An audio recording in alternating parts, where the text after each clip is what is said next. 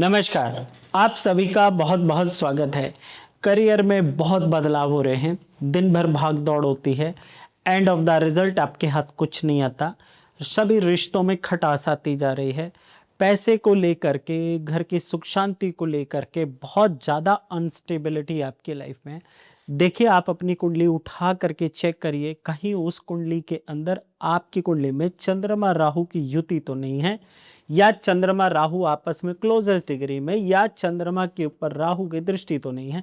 जब भी ऐसी परिस्थिति होती है तो व्यक्ति को कभी भी मेंटल सेटिस्फेक्शन कहीं नहीं मिलती।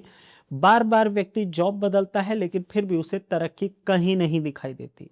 और अगर कहीं 10वें भाव का संबंध द्विस्वभाव राशि के साथ यानी 3, 6, 9, 12 के साथ हो जाए, या चर राशियों के 1, 4, 7, 10 के साथ आ जाए, तो देखो, जब चर राशि के साथ आता है तो व्यक्ति यात्राएं बहुत करता है अपनी जॉब को लेकर के।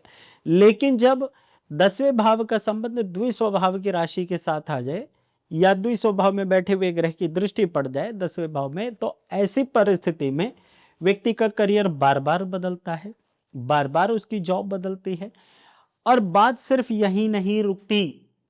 अगर ये स्थिति D9 में बन जाए तो तकलीफ, और अगर D10 यानी कि जो कर्म चार्ट होता है उसमें अगर ये बन जाए तो और ज्यादा ये मुसीबत बढ़ जाती है।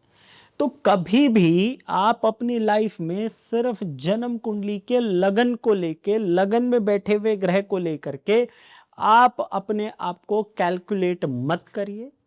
देखिए, जब भी आपके साथ कोई भी प्रॉब्लम किसी भी चीज के अंदर एक्सेस पे यानी टॉप पे होती है, तब आपके उससे रिलेटेड जो चार्ट होते हैं उसके अंदर भी प्रॉब्लम होती है।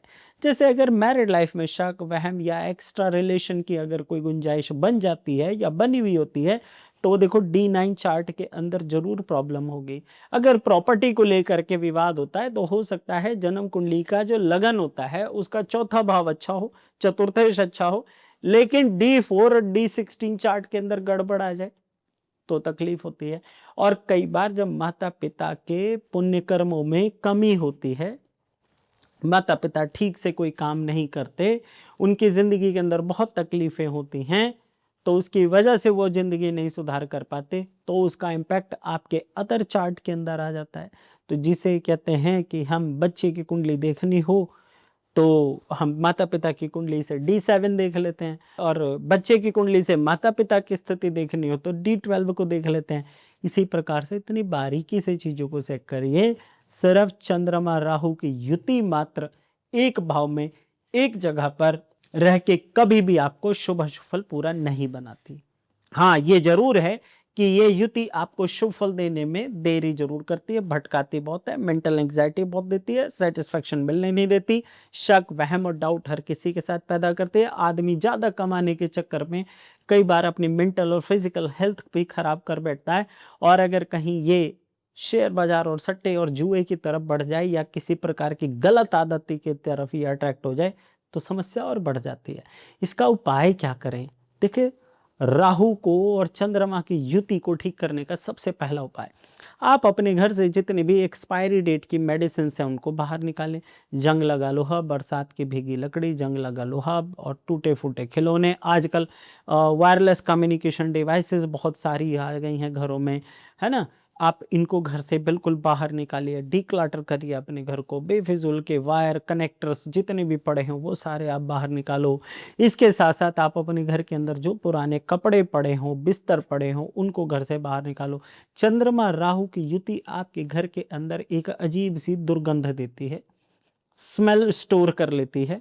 और ये आपके घर में जब आप ये सारी चीजें इकट्ठा करते हैं ना, तो आपके पति पत्नी के बीच में तनाव पैदा करने लग जाती है, शक पैदा करती है, डाउट पैदा कर देगी कि आप दोनों एक दूसरे की बात को और इमोशंस को समझेंगे ही नहीं। सामने वाला सवाल बाद में करेगा, आप जवाब पहले दे देंगे। इसीलिए इसको तुरंत सुधारिए, अपने घर के अंदर से चीज़ों को निकालो।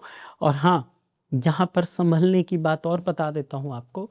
जब भी आप अपने घर के अंदर एक्स्ट्रा एसिड इकट्ठा करते हैं, जैसे घर में टॉयलेट क्लीनर होता है, या घर के अंदर आप किसी भी प्रकार का बैटरी में डालने के लिए कोई भी आप लिक्विड इकट्ठा करते हैं, तो भी आपके घर में चंद्रमा राहु के इम्पैक्ट बहुत ज़्यादा बनते हैं। इसको सही करिए, हटाइए, अपनी घर की पानी की टंकी को साफ करिए, पानी के जितने भी इनलेट और आउटलेट हैं उनको बहुत साफ सुथरा रखिए। माँ, नानी, दादी के पैर छू करके आशीर्वाद दीजिए। घर में आप जहाँ कहीं भी हो सके चेक करिए, कूड़ा बिल्कुल भी इकट्ठा मत होने दो, क्लटर बिल्कुल इकट्ठा मत होने दो। और आखिरी में एक उपाय करिए, एक लोटा जल लीजिए, उसके अंदर थोड़े से आप जौ डालिए और थोड़ा सा आप उसके अंदर गुलाब जल डालिए और जा करके आप इसे शिवलिंग पर आप अर्पित करके आइए।